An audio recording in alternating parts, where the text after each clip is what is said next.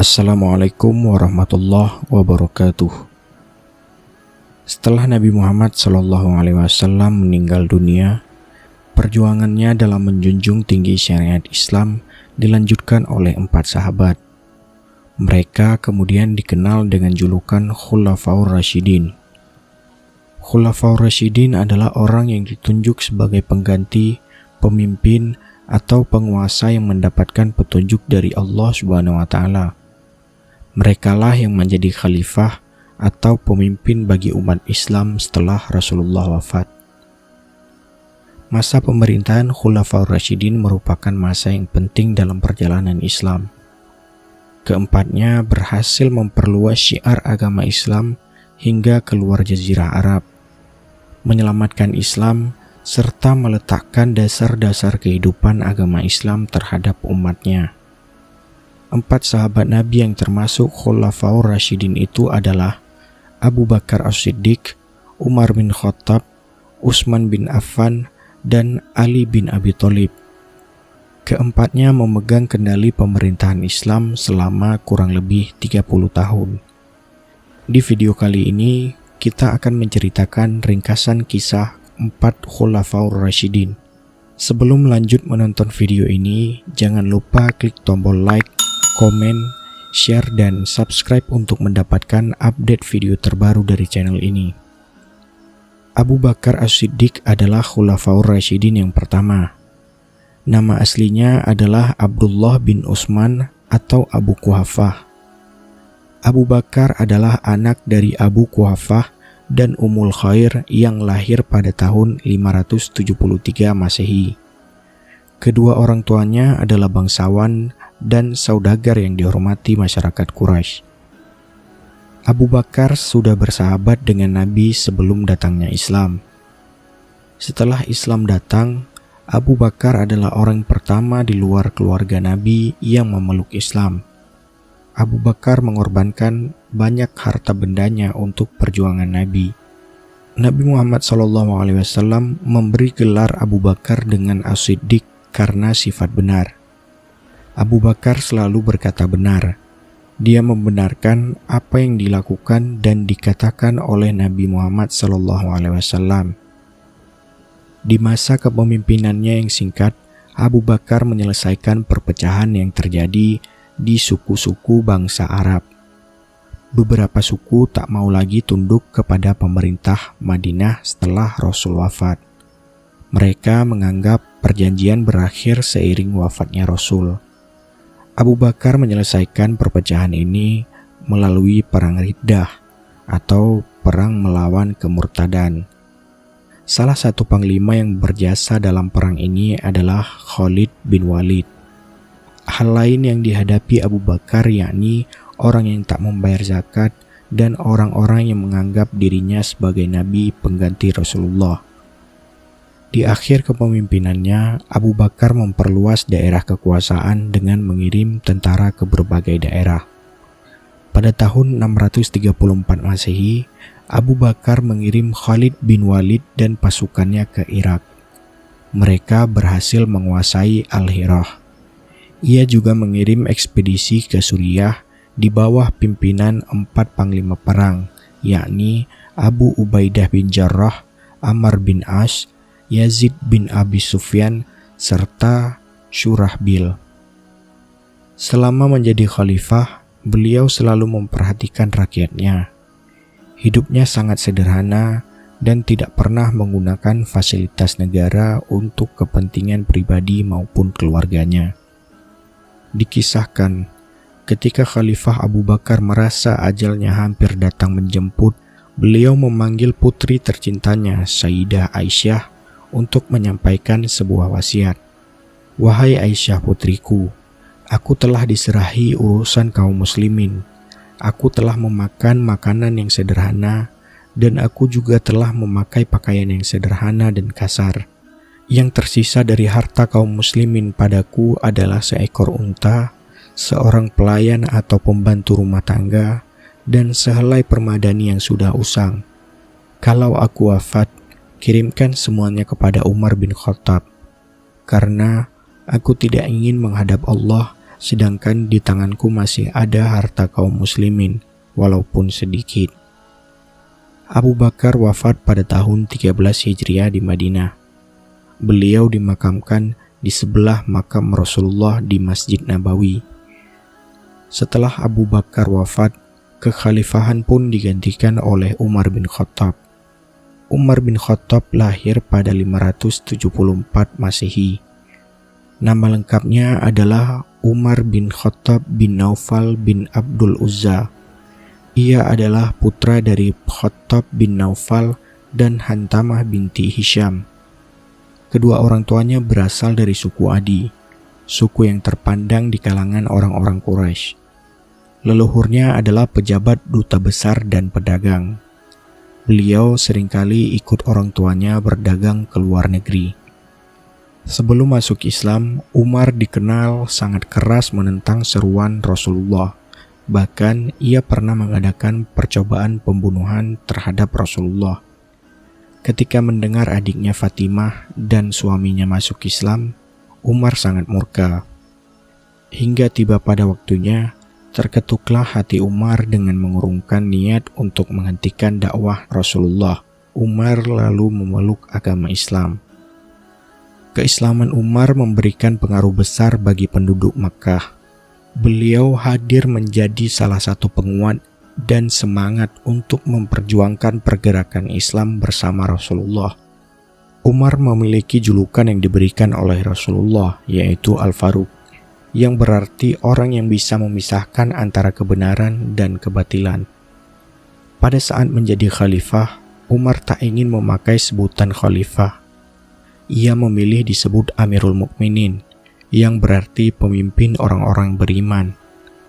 Umar bin Khattab terkenal dengan keteguhan prinsip, ketegasan, keadilan, dan keberanian sebagai pemimpin. Umar dianggap menjadi pemimpin ideal bagi kaum muslim.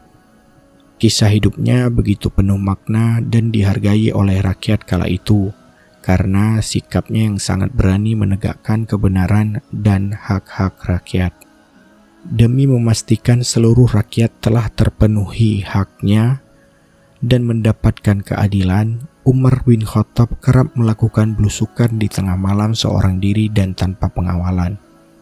Selain meneruskan kebijakan Abu Bakar, beliau juga membuat gebrakan-gebrakan baru dalam pemerintahannya. Untuk kepentingan pertahanan, keamanan, dan ketertiban dalam masyarakat, beliau mendirikan lembaga kepolisian, mengangkat pejabat pengawas harga kebutuhan, dan lain sebagainya. Selain itu, pada masa kekhalifahan Umar, Islam berhasil mengambil alih Mesopotamia dan sebagian Persia dari tangan dinasti Sasanid dari Persia, yang mengakhiri masa kekaisaran Sasanid serta mengambil alih Mesir, Palestina, Syria, Afrika Utara, dan Armenia dari kekaisaran Romawi. Saat itu ada dua negara adidaya, yaitu Persia dan Romawi.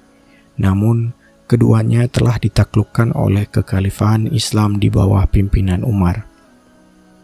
Umar bin Khattab wafat pada 25 Zulhijjah 23 Hijriah setelah ditusuk pada saat memimpin sholat subuh oleh seorang budak Persia yang bernama Fairuz, atau yang dalam kisah lainnya diceritakan sebagai Abu Lu'lu'ah.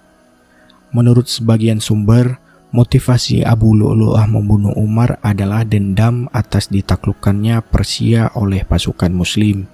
Dan berdasarkan catatan lain, pembunuhan terhadap Umar dilatari oleh persoalan pajak. Setelah Umar bin Khattab wafat, kekhalifahan pun digantikan oleh Utsman bin Affan. Utsman lahir di Taif pada tahun 576 Masehi. Nama lengkapnya adalah Utsman bin Affan bin Abu al-Ashi bin Umayyah bin Abdusyam bin Abdul Manaf. Nama panggilannya adalah Abu Abdullah. Kedua orang tuanya adalah Affan bin Abu Ash bin Umayyah dan Urwa binti Al-Baidak binti Abdul Muthalib. Mereka adalah keturunan Bani Muawiyah yang mulia dan terhormat. Beliau dikenal sebagai pedagang yang kaya raya dan handal dalam bidang ekonomi, namun sangat dermawan. Banyak bantuan ekonomi yang diberikan kepada umat Islam di awal dakwah Islam. Utsman bin Affan memeluk Islam berkat ajakan dari Abu Bakar As-Siddiq. Ia juga termasuk dalam golongan as-sabiqunal awalun atau orang-orang yang memeluk Islam di masa awal-awal kenabian. Setelah menjadi sahabat Nabi, Utsman juga menjadi menantu Nabi karena menikahi dua putri Nabi, yakni Ruqayyah dan Ummi Kulsum. Oleh karena itu, Utsman mendapatkan julukan Zunnurain, yang artinya pemilik dua cahaya. Utsman bin Affan diangkat menjadi khalifah atas dasar musyawarah dan keputusan sidang panitia 6, yang anggotanya dipilih oleh Khalifah Umar bin Khattab sebelum beliau wafat. Keenam anggota panitia itu ialah Ali bin Abi Thalib, Utsman bin Affan, Abdurrahman bin Auf, Sa'ad bin Abi Waqqas, Zubair bin Awam, dan Thalhah bin Ubaidillah. Pada masa kekhalifahan Utsman bin Affan, beliau melakukan perluasan Masjidil Haram dan Masjid Nabawi karena semakin ramainya umat muslim yang pergi haji. Beliau juga mencetuskan adanya polisi keamanan untuk rakyat dan membuat tempat khusus untuk mengadili suatu perkara atau pengadilan, karena biasanya suatu perkara akan diadili di masjid pada saat itu. Di masa pemerintahan Utsman, ekspansi terus dilakukan. Atas usul Muawiyah, Utsman juga membentuk armada angkatan laut. Wilayah yang dikuasai yakni Barkoh, Tripoli Barat, bagian selatan negeri Nubah, Armenia, Tabaristan, Amudarya, negeri-negeri Balka, Haroh, Kabul, Haznah di Turkistan, dan Siprus. Beliau membagi kekuasaan Islam menjadi 10 provinsi dengan masing-masing amir atau gubernur.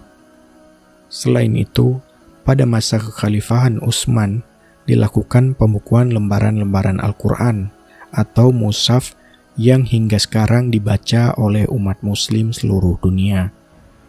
Pemerintahan Utsman berlangsung selama 2 periode, masing-masing 6 tahun. Kejayaannya di periode pertama membuatnya dipilih lagi menjadi pemimpin di periode kedua. Namun di periode kedua terjadi perpecahan dan pemberontakan. Pada tahun 35 Hijriah, karena konflik internal dalam tubuh Islam sendiri, rumah Utsman bin Affan dikepung oleh sekelompok golongan Khawarij yang tidak puas dengan pemerintahan khalifah ketiga ini. Ketika Utsman sedang membaca Al-Quran, ia dibunuh oleh salah seorang dari pengepung rumahnya itu hingga meninggal. Wafatnya Utsman bin Affan meninggalkan jejak sejarah yang kelam dalam dunia Islam dan membuka pintu perpecahan panjang yang sudah diramalkan oleh Rasulullah. Setelah Utsman wafat, keadaan semakin kacau. Kaum muslimin mendesak agar Ali dibaiat sebagai khalifah. Dalam suasana kacau, Ali pun dibaiat. Peristiwa itu berlangsung di Masjid Madinah. Ali bin Abi Thalib merupakan sepupu sekaligus menantu Rasulullah. Ia dibesarkan dan dididik oleh Rasulullah. Ali memiliki keberanian yang luar biasa. Ali masuk Islam di usia yang sangat muda. Ia banyak berjasa dalam membantu perjuangan Nabi dalam mendakwahkan Islam. Ali diwarisi berbagai pergolakan. Masa pemerintahannya penuh dengan cobaan. Masa pemerintahan Ali disebut sebagai periode tersulit dalam sejarah Islam karena terjadi perang saudara antar kaum muslimin setelah tragedi terbunuhnya Khalifah ketiga Utsman bin Affan. Ketika itu terjadi banyak pemberontakan seperti di wilayah Basrah, Mesir, dan Persia. Hal ini membuat kekuasaan Ali menjadi lemah.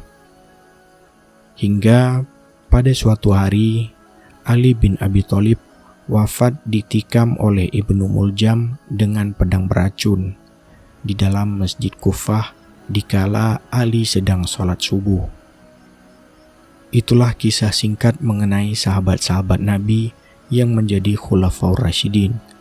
Semoga dari kisah ini kita dapat meneladani sifat dan akhlak dari sahabat-sahabat Rasul tersebut. Wallahu a'lam bishawab.